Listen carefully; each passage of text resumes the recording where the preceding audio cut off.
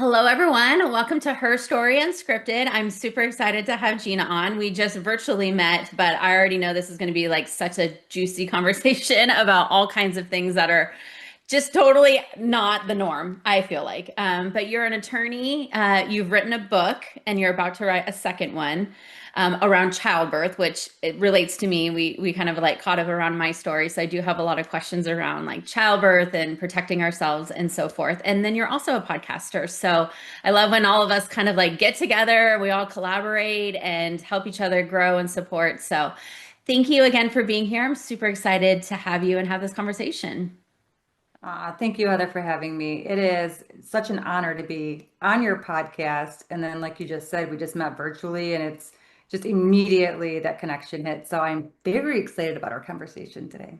I love it. So you've been an attorney, which I always love to hear people in the legal space because I couldn't imagine being there. But you've been there 25 years?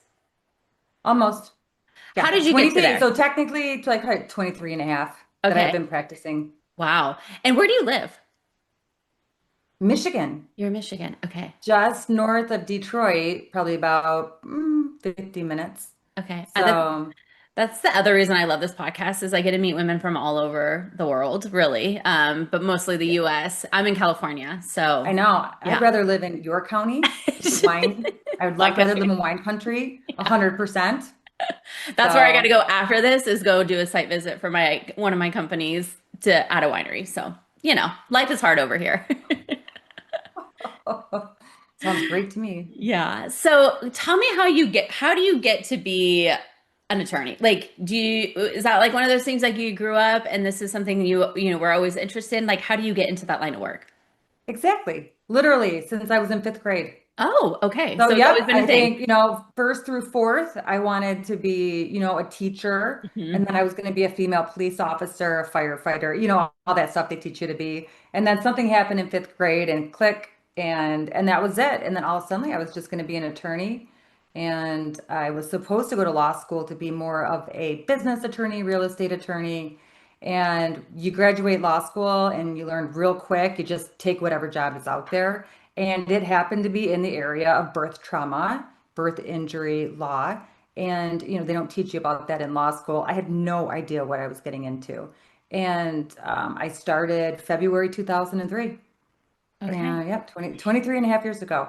So it's a very basic. I wish it was more interesting, but that's it. I stumbled on it. I fell in love with the practice of it. It's fascinating. The medicine is fascinating. I travel the country cross-examining doctors, nurses, everybody under the sun, residents, and whatnot. So you have to know the medicine like they know the medicine. Mm. I was gonna And say, so like, I know so you were a defense attorney, and I was when I saw your profile, I was like, oh, so childbirth, but I almost assumed that did you go through something traumatic that once you got through it, you're like, oh, I want to practice and I want to learn and I want to support more, or was it something that when you got out of school, you're like, okay, this is interesting, and then you have to learn the world. yeah. No, this is yeah, basically it was this is interesting. And then I learned the birth trauma, birth injury world. However, I did have to, well, I didn't have to, but I got pregnant a year into being a birth injury attorney. And then you learn really quick that birth injury attorneys basically just have elective C-sections we become scared of labor because you have to remember, when you have a birth injury case or a birth trauma case, there's three different outcomes and they're not good. And it's, baby passes, baby has, permanent injury, or mom passes. Those are my three things that happen in my life professionally. So yeah, us in labor, it's difficult. However, I will tell you, and I did not tell you this during pre-show, my daughter actually just had a baby on April 13th. So Oh, my 20, yes, I'm a grandma. So 23 years of knowledge and analyzing labor and delivery on medical records. And again, this has been my life. And then boom, everything came full circle April 13th when I watched my granddaughter be born. oh, I love that. Well, congrats. You do not look like you would be a grandma, so congrats. I appreciate that. Yeah. I work very hard not to look like a grandma. You do I not. know. And when she starts calling me a grandma, maybe I'll just give in. I had a friend, she's like, I refuse to be called like grandma or, so she has like some cute little like grandma word that her granddaughter calls her. So Oh, she doesn't right. have to be like stated in the grandma world. Right. Yeah, that's very normal these days. So, not to be like scare people who are going through child, or if most of my listeners, I would say, probably have already had children. And so they kind of know the risks going into it. But like, what percentage are these risks of, losing baby, losing mom? Like, how common is it? Well, I think the scariest statistic with that is almost like the race. If African Americans Mm, are double for something going wrong. So right interesting. off the bat, yeah. So Caucasians are, 5%. Something bad happens as a complication of pregnancy or childbirth. African Americans are more, sometimes up to 10% are the figures I was reading, and I was researching this with the CDC because I don't understand these numbers. I wrote my book, like you had said earlier, and I have a podcast. But while I'm a birth injury attorney, and prior to my book, prior to my podcast, I only was involved in the aftermath of something going wrong. My purpose in writing the book, my purpose in podcasting is to get ahead of the labor so moms know who I am before labor in hopes that they can, prevent it. So I know with me, with the stats, the increased risk for the African American population is just out of control. But I mean, here's the deal. Most labor and deliveries go okay. It's just a small percentage that don't. So, and those exact numbers, I was just looking at them the other day, and it was, I don't know, it seems a little high in my world. So that's why, again, I'm out here trying to, hey, moms, if you know this, this can help you have a healthy baby. Because what I learned pretty quick in doing these birth injury cases, they're the same mistakes that keep happening. And they're the same situation over and over and over. From my first case 23 and a half years ago to my very last case. They're just very, very, very similar. So your book is all about how to have a safe pregnancy to avoid a hard childbirth. Exactly. To Okay. avoid ever meeting someone like me Well, we're after you glad have the that you baby. exist. Yeah. That was one of my questions is, does somebody come find you when they need it?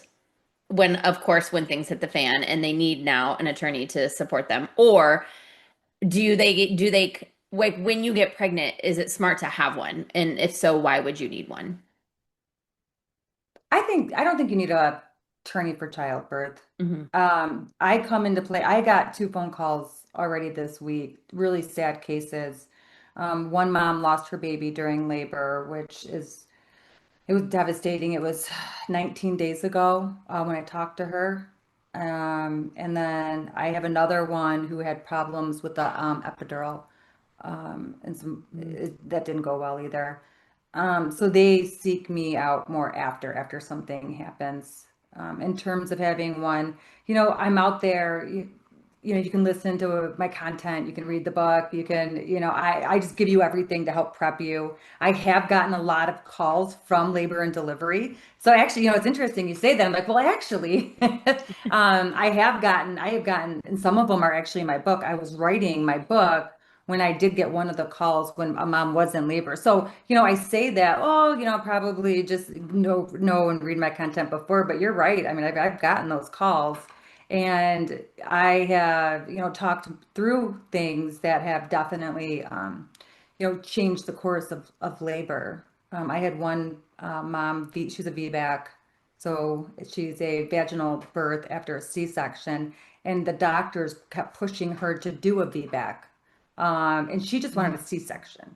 And I'm like, listen, it is your right to have a C-section. If you're not comfortable with a vaginal birth, and they also wanted to do the drug Pitocin, like jumpstart her with Pitocin, which, that's one of the big common factors in a legal baby case. So she wasn't, and she knew that. So I like, hey, that's your right if you want a C-section. And you know what? She went back and she got her C-section. And when that doctor opened her up, I mean, she was basically from her prior C-section, her uterus did not heal right. And it was paper thin, and the baby's hair was sticking out of it. Hence, when mom would have started to contract, especially on Pitocin, her uterus would have ripped open or ruptured. Baby would have gone through, and they would have had less than 10 minutes to get the baby out before something bad could have happened.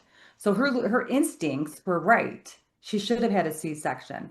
So, and that's actually, I think that turned into chapter 5 of my book because that was a call that I had gotten before I wrote my book. But yeah, interesting you say that because I think I almost even may modify my response. Keep me, yes, I'm very accessible on the internet through email, and I'm sure in your show notes they'll have all my information. So if you Yeah. did have a question during labor, you could always email me because it does pop up right on my phone. So. So do you think there's a lot of preventative things that can happen prior to delivery that help you to have a safer delivery? 100%, 100%. And it's just, the subtitle of my book is Expecting the Best. It's using the power of knowledge to help you deliver a healthy baby. Mm, So basically, the theme is you can't just roll up to labor and delivery and hope for the best. That's how every single case starts. mm, And it's so sad because you talk to these parents after, and they know so much more about labor and delivery and what can go wrong in the aftermath of it happening to them. And mm, it's like, I know for sure, almost, I shouldn't say for sure. I know that if they would have had this information ahead of time, it may have helped them have a healthy baby. But there's certain things. First of all, the most common fact in a legal baby case, all my birth injury cases, almost all of them, the drug Pitocin. So when things go wrong, mm. it's typically an induction of labor. So there's a Interesting. right way and there's a wrong way to have an induction of labor. That's stuff you have to know. I have a whole chapter dedicated to induction of labor. And, I don't advocate induction or no induction. I just try to give parents the information. So my daughter wanted an induction of labor, which I just said, okay. Because she was And over term. she, yeah, she wanted one at 39 weeks. Oh. And so she was going to get one anyway. We just didn't know it, whatever. So I'm like, that's fine. And then chapter 14 of my book, we went over, what to do. But one of the biggest things with an induction of labor is they like to start the Pitocin and they like to keep increasing it really fast. Mm. And that makes mom contract too much. And when mom contracts too much, that can be harmful to the baby. So I know with her, uh, we did a slow and steady, let it her hit her sweet spot, which meant I had to confront the doctor and the nurse and say, nope, we're good. And the nurse was so confused when they tried to increase her Pitocin, seriously, off two. I mean, and Pitocin is a very simple concept. You start at 1, you go to 20, 1, 2, 3, and you go higher, but for the first order, it's always until 20. And so they get to 1, and then I only will go up by 1. A lot of doctors go up by 2. Mm. But anyway, we got to 2. They actually wanted to go to 4 still. And I'm like, 4? Actually, we've even been on 2 that long. And so the nurse had to leave, regroup, and come back because she wasn't used of somebody saying, hey, hey, hey, here's the bottom line.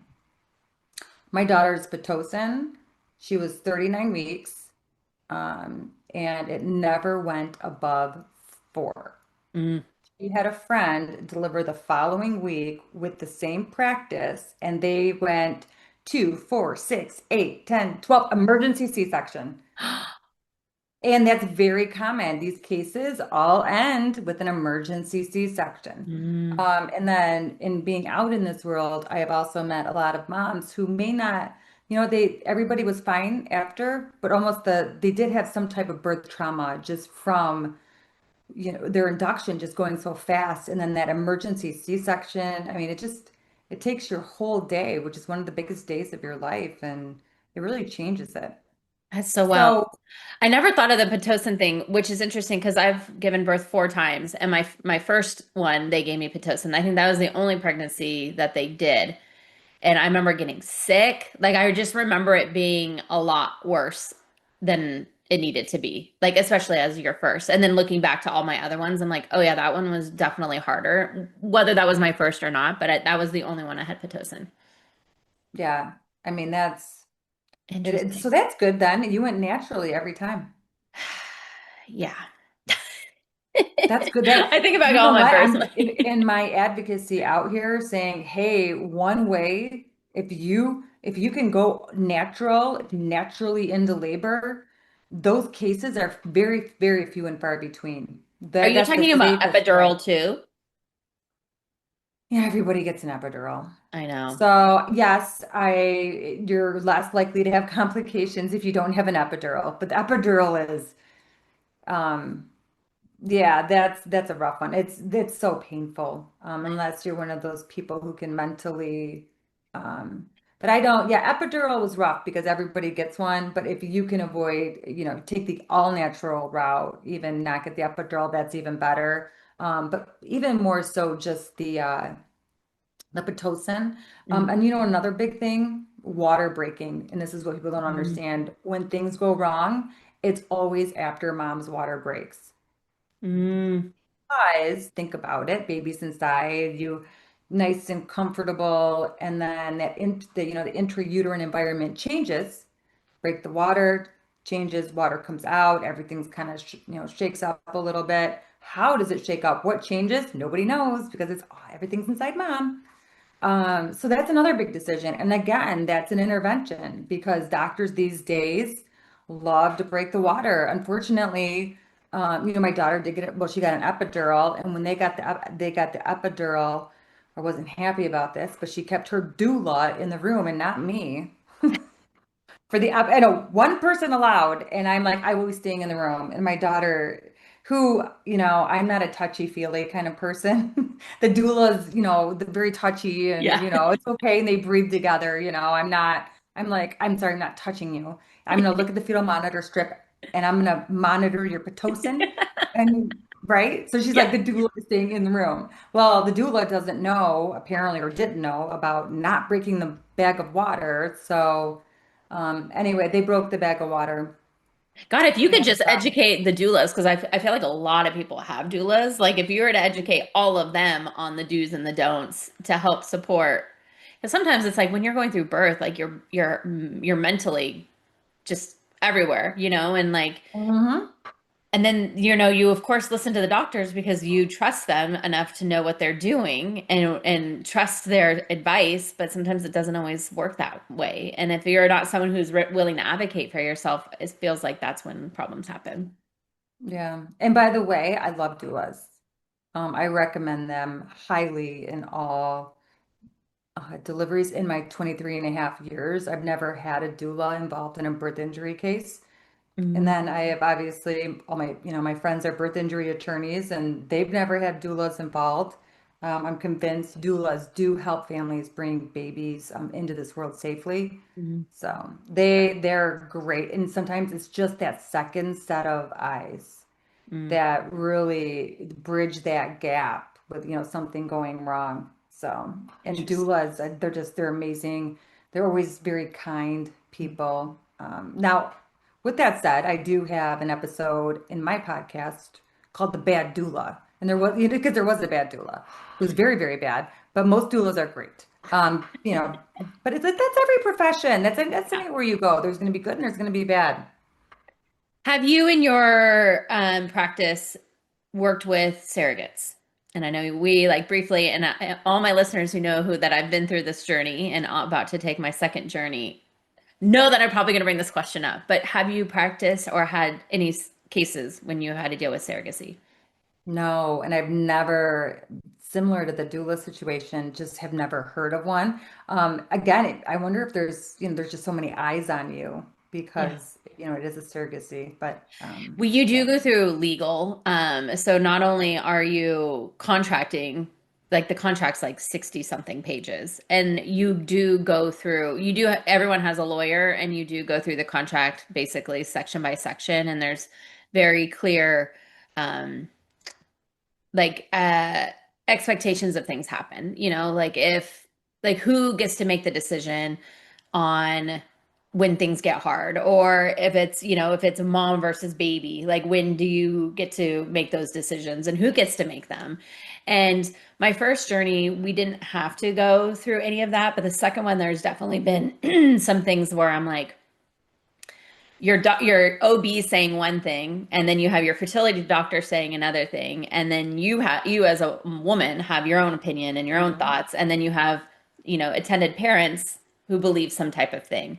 And so sometimes having so many people's hands in the pots, it gets really hard to navigate some. And again, mine was pre-birth, like I was pregnant, but they think I had an ectopic pregnancy, so they couldn't figure out where the baby was, and so Oh. everyone's like termination because it's not going to be a safe pregnancy for myself. And like then you have dads who are like, well, like what if it, Hmm. and it was one of those situations where I was like, oh, this one's an interesting one. So I was curious Yeah. if but maybe because of all of the contract being so lengthy, you haven't had to deal with that. No, no, not at all. So what Interesting. happened with the ectopic? Did you, it I was ended up must taking the medication to terminate the method. pregnancy. Yeah, which was Okay. my OB highly recommended it. And of course I Mhm. trusted her. She gave birth to all my kids. And so I really trust her. And then you have the fertility doctor saying pretty much supporting that, but then you have the parents who are like, yeah, but it says you're pregnant, so you're pregnant, but they're like the baby is not in the ultrasound photo. There's no baby in uterus. Like not happening. Even in a week, if we do, like they wanted me to wait another week and do another ultrasound, and the doctors are like, Mhm. no baby is there. There's no You know, living. and the Yeah. doctors are smart because there are ectopic pregnancy cases where the obese they do that. Mm-hmm. And then you get to a point where methotrexate won't work. Yep. And then it's surgical intervention, which then hurts the tube and like, or they remove it. So it's, Yeah. yeah, no, they have to say that. They have to say, no baby in the uterus. Here you go. Yeah. So Yeah, so it's just interesting. I was curious if you did that kind of work. How do you, because again, a lot of people come to you after something traumatic, right? Whether they yeah. lost a baby, God forbid we lose mom, like you've probably seen not some great situations. How do you like mentally like um separate that in like your day-to-day life and your work life? That is such a great question.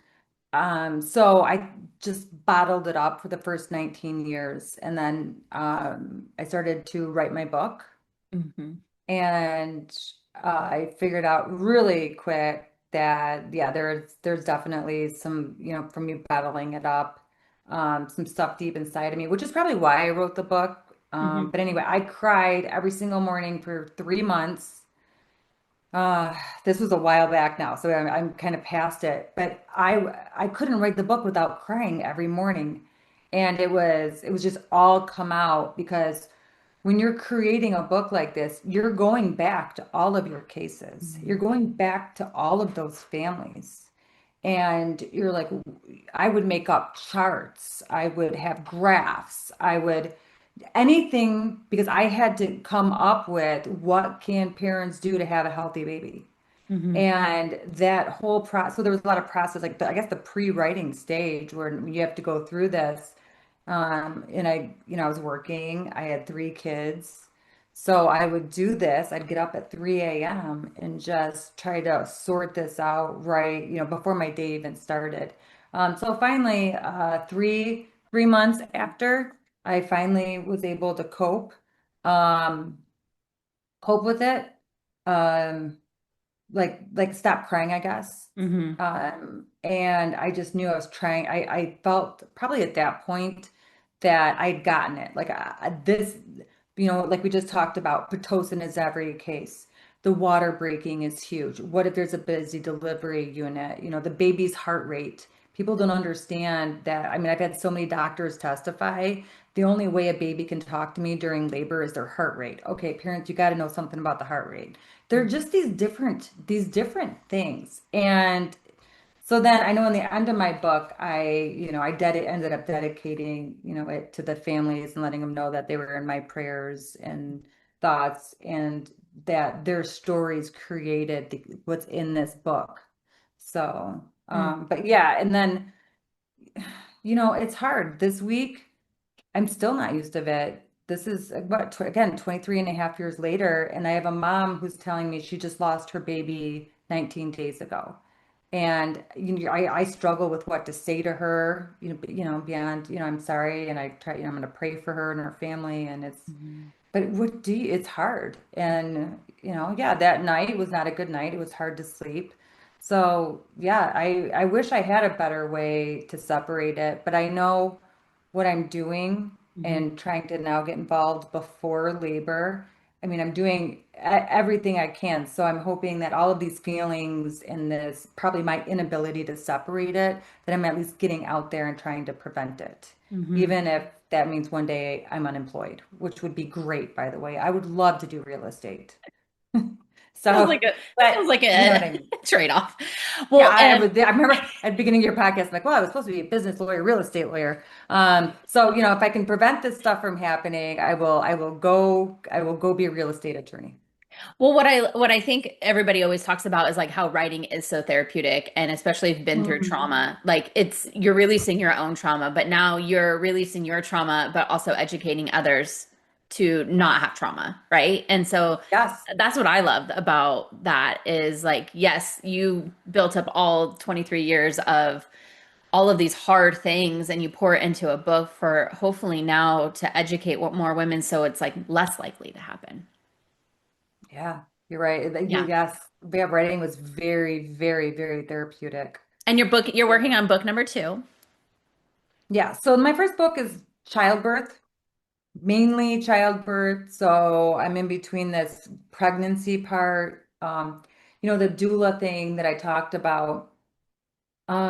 Because I had never dealt with doulas or talked to doulas or anything in my job, they were a little bit off my radar.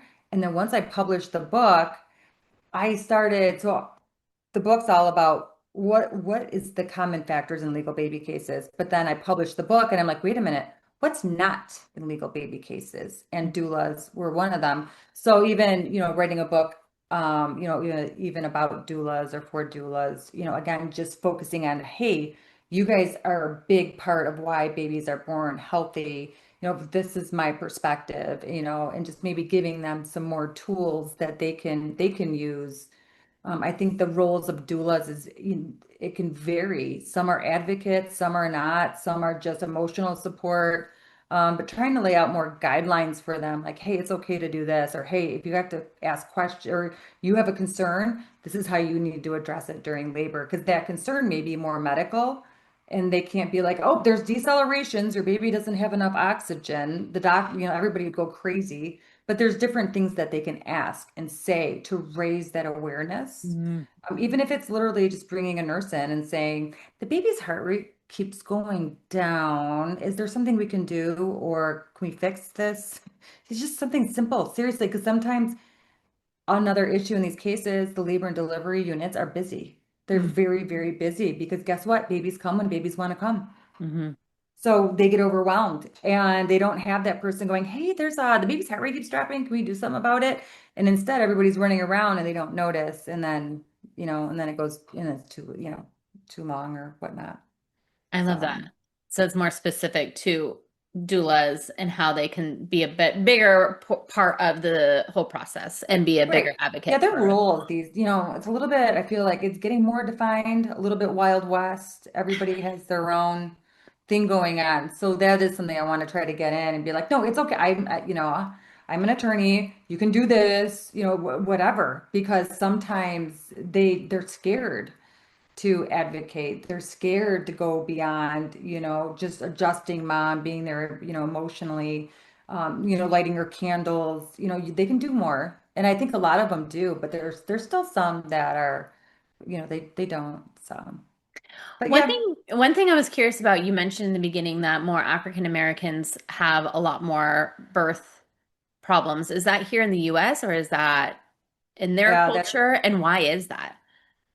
yeah, Is it? that's the US, Mhm. unfortunately. And then when I think of my cases, they're probably majority are African American. So it correlates with with the stats. Mm. And, I have not talked about this before, but when I look up, you go to the CDC's website, they, they're like racism. And I'm like, oh, that's awful. And I need to do my research into that more and whether they don't have the resources. And maybe that's another angle that we take on trying to get them more resources, or whatnot. But the CDC, on their website, and they have different things for African American moms to help that. They put out I believe, some good content like, hey, this is when you should be worried, just really directed at them to help, again, to decrease those numbers.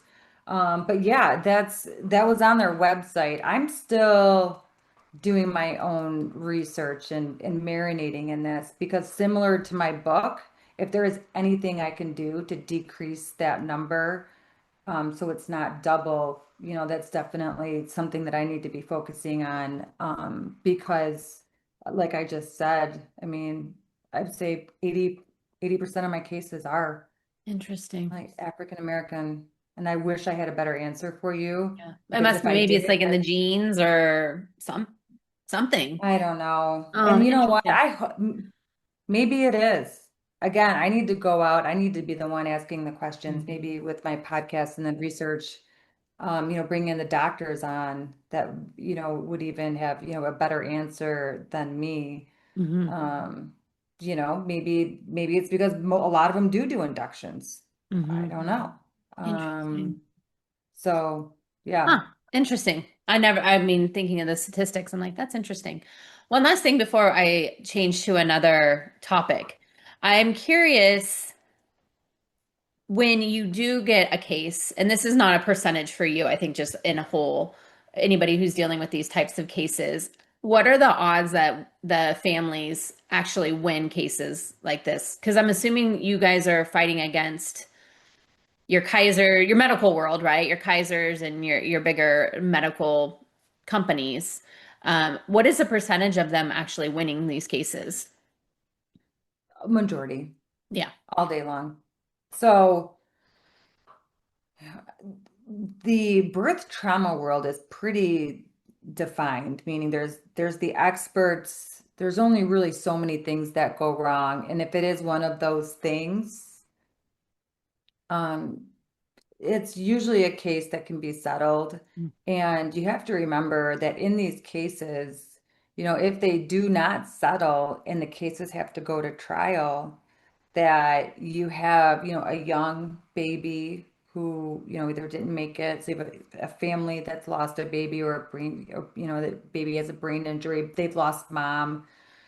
Jury wise, juries can be obviously very sympathetic Hmm. towards, a family that has gone through this. Like, we're human. Yeah. I mean, I even, as a defense attorney was, you know, it was so hard to sit down with these families. I always would take their depositions and show them the utmost respect because no matter how they treated me, I know what they had been through.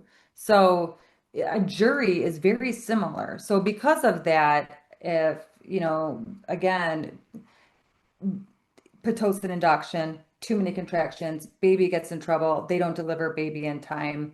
Yeah, you're going to have easily have an expert come in and say, yes, if this baby would have been delivered 20 minutes earlier, 10 minutes earlier, this baby would be completely normal today. Mm. Um, and, a jury hears that and it's hard for them to, think anything else. Like, wait a minute, this could have been prevented, and that's it. So, majority of these cases settle. They do not go to trial. If a case with especially a brain injured baby goes to trial, they're rarely a no cause. It's typically a verdict for the plaintiff, for mom, for the family. Hmm. Interesting. Well, thank you for doing that work because we do need to support those situations. And thankfully, there's women out there or people out there that are willing to support that. Um, so, yeah, Appreciate that. thank you. Yeah, I know it's not easy work, but it's needed. And thank you, especially being in the world that I am and going through surrogacy, like knowing that there is support out there is always helpful. I love like all the stuff that we talked about is like your career, but I always love when women have their own personal stories that they've gone through. And we don't have to go into like tons of detail about what you've been through. But one of the things you had mentioned that I have to bring up because I do think, as before we hit record, we were kind of chatting about this, that a lot of women are stuck in this situation. And you left a marriage after 24 years. And you've been recently divorced, and you obviously mentioned you have 3 kids. What was the turning point for you? And the reason why I want to have this conversation is because I do think there's a lot of women who are sitting in their lives or listening to this podcast and they're stuck in a marriage that there is unhealthy or they're not happy and it's just not fruitful anymore. Talk about like what was that turning point for you to make that decision? Wow. Yeah, that's maybe a couple turning points, but I think the main one is I was absolutely miserable.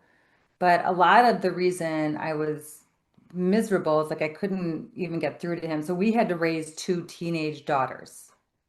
And we were not unified parenting. He was their friend, I was Hitler.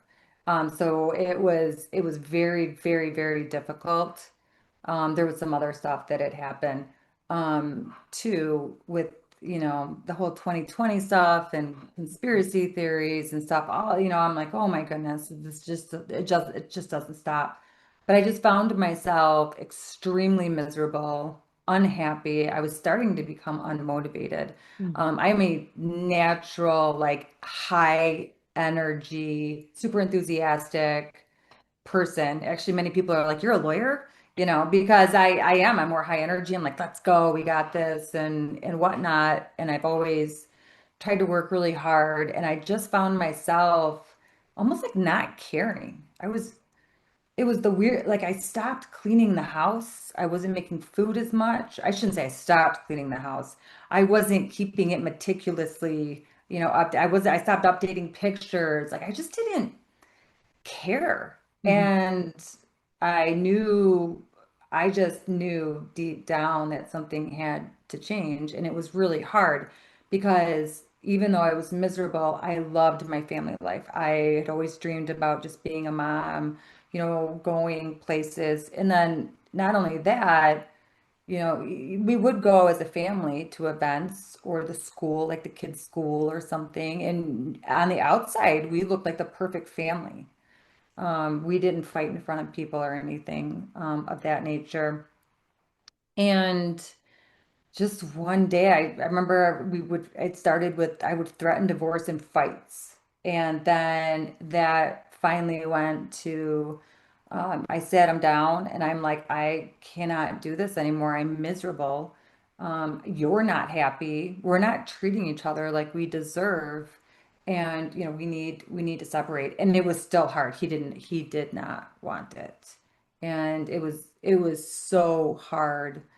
And then the kids started to get mad, and then it was December 2024, the day after Christmas.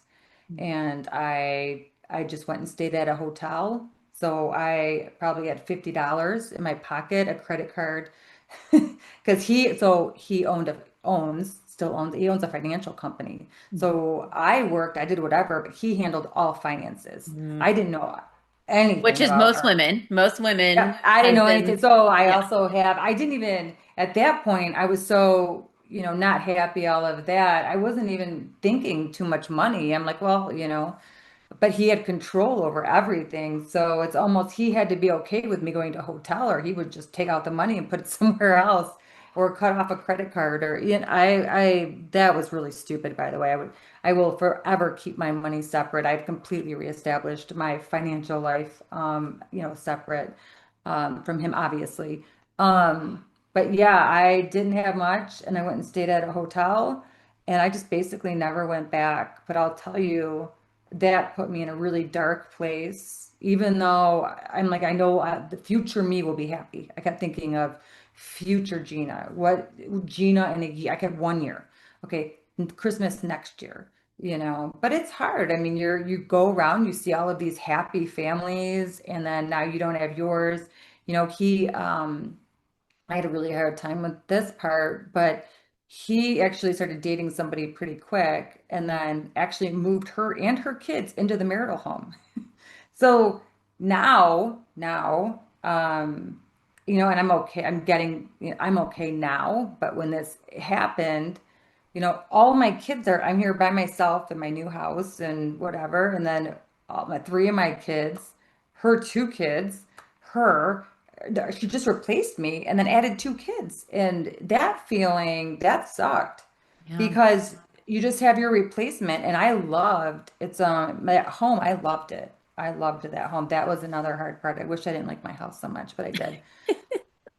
But anyway, I'm a year and a half later and I'm so happy. And you don't understand what you're in until you're away from it and you're outside looking back. You just have no idea.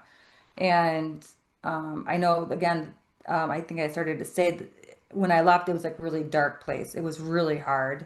I cut off communication with everybody, my friends. I didn't want to talk to anybody. I went and I just lived in this small apartment, and the people next to me were arrested for like sex trafficking. Like, I know, right? I'm like this established attorney. I'm an author. I'm a podcaster living in the ghetto next to sex traffickers. Okay. Like this was not good. And again, I didn't have control over, too much of my finances. So I didn't have a choice. Mm. And I didn't want to commit to anything. And this was like a short-term monthly rental. So I went for it. But I think that if I would have tried to make a plan or tried to find the right time, there never would have been a right time. And I felt, any other, I don't know, any other option, but just basically I packed my suitcase and walked out. And I didn't get my stuff. I would just buy new stuff. I didn't even get my stuff for like 9 months. Oh, wow. Left everything, my clothes, my suits, everything. Um, but actually, my ex and I are actually really good friends now. We get along great. We talk about kids, and just a much better situation. So, I love that. I think I'm like, if anyone's always willing to talk about it, I want to have the conversation because I do think we all get so stuck in what would life look like next, right? It's like we're so mhm. used to what our life looks like, the house, the kids, the holidays, those kinds of things. Yes. And it's hard to think of what would that look like after that and how can I be fruitful. But every person that I've ever met who's been through a divorce, including myself, because I'm on my second marriage as well, like how much happier I am once I was on the other side and Yep. finding joy in myself and finding myself again and finding, yeah, I think just like finding me, like when you said like you're miserable and your joy is like ripped away from you and you're like, why? And then why do we just stay stuck in that when we only have one life to live and we should enjoy it at the fullest, and we get stuck in these relationships and whether you're married or not for so long, and then you're trapped and then you're miserable and then it's just not a good hmm place to be. No, it's not. And I'm back to my old self. Like I get in my car and I turn on my booty music and I rock out, and my kids get in my car and they're like, "Oh, mom, turn down the music." But that's what they used to say to me many, many, many, many, before I was miserable. That's what they would say to me. But you can do, because I am a like kind of a silly person. So this past Christmas was my first Christmas away from my family. I have since moved into a beautiful castle. Okay, good to know. So yeah, I've since moved into a beautiful castle now. I'm just renting it, but hey, I'll take it for now. Yep. And but so I have a huge family. We host a huge Christmas party every year. And this year I was like, well, it's my first year without my family, whatever. I'll host Christmas. And my kids were obviously coming and whatnot. So I did a Grinch theme. I bought shirts for, my mom and my sisters that said, "What up, Grinches?" My whole house was green. I had the Grinch tree, so everybody walks in and they're like, "Oh my gosh." So I just did like a Grinch theme, right? I love And it. yep, and then I did the classic, return everything on Amazon like a Grinch. So my family is like, it was kind of funny. It just kind of made light of it a little bit, but Mhm. that's also my personality. My family would expect nothing less than for me to decorate my whole house in Grinch stuff, for the first Christmas. Now, this Christmas, I have my granddaughter now and whatnot. I'll be normal. Yeah. But it But just you start spices your own it up. It traditions, like, right? Your own thing, the things that you've yeah, been wanting to do, but you yep. couldn't because whatever. That was like the old tradition of what everyone expected. And like, why not shake it up a little bit? Yeah. And you know what? Everybody, they said that was the best Christmas. So, because it was just out of control. I love that. So you just do stuff. And then but they were like, oh, Gina's back to normal. Yeah. Oh my gosh, I love that so much for you. Thank you for sharing that. I do think it's so important when women hear stories like that to know one, they're not alone, and two, they can find happiness out of a marriage. And so thank you for entertaining that conversation with me. Oh, no problem. I'm anytime, let me tell you, I'm just so happy to be that year and a half out, starting over. Like we talked about in pre-show, I landed a new job.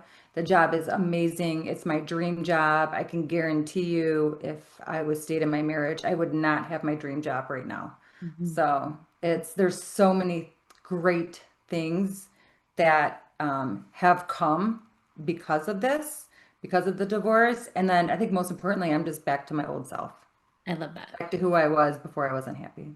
I love that. All of my listeners are women.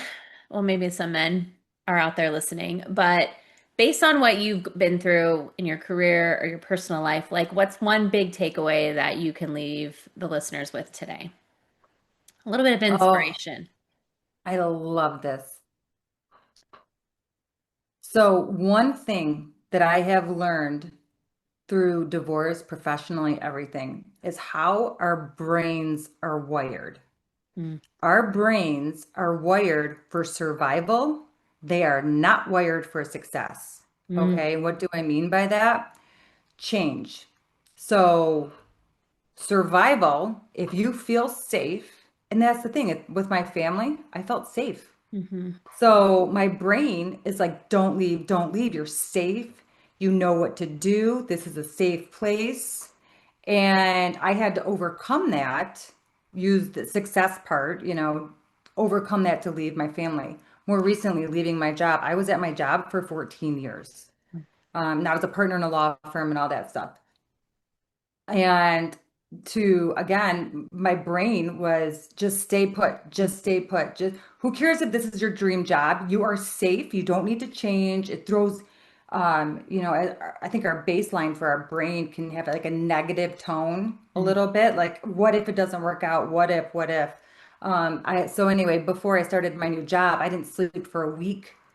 And, I look back on that and I feel like I'm crazy because I resigned from my job and I was able to tell all of my clients and my colleagues the great opportunity I have. And they're sad, they are bittersweet, but they're so excited for me to get out here and be able to, advocate or all the great stuff that I get to go do now.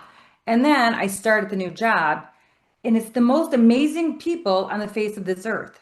And it was the best first day, second day. So, finally, my brain, again, wired for survival, not success, is like, oh, you're going to be okay. And actually, I went to sleep. Um, it was crazy. It was like 10 hours, 12 hours, 11 hours. That's how much I slept for like 3 nights in a row. I didn't even do much. I couldn't because my body was like, oh, you're gonna live. You can go to sleep now. But the whole point of telling you that is sometimes you instinctually don't want change. It's very natural, and you really just have to overcome it and keep thinking it's going to be okay. It's going to be okay. And just do it. And it's so hard to overcome. But those are my two biggest things that my brain did not want me to do that I did. And once I got to the other side of both, I realized pretty quick that those were the best decisions for me that I could have made. So I'm trying to rewire my brain and try to have more of a success versus survival, mode, but we'll see. I love that. That was beautiful and such a great reminder. We're always stuck in our own heads and we're stuck in Mhm. what's safe. But if you can actually rock that boat and face a little bit of fear, like there's so much beauty that comes on the other side. So I love that takeaway. So thank you. Thank you, Gina, so much for being here. I love your story. I wish you lived closer so we can go wine tasting together. But Oh, um, I'm calling you when I get out you there. I was better call me. actually, I was in Sonoma a few months ago for a deposition. Oh, how funny. So, Please do. I'll tell you all the great places to go and I'll come with you. Yeah. oh, I can't So wait. thank you so much for being here. Thank you for sharing your story. And I can't wait to see what's next for you. I appreciate it. Thank you.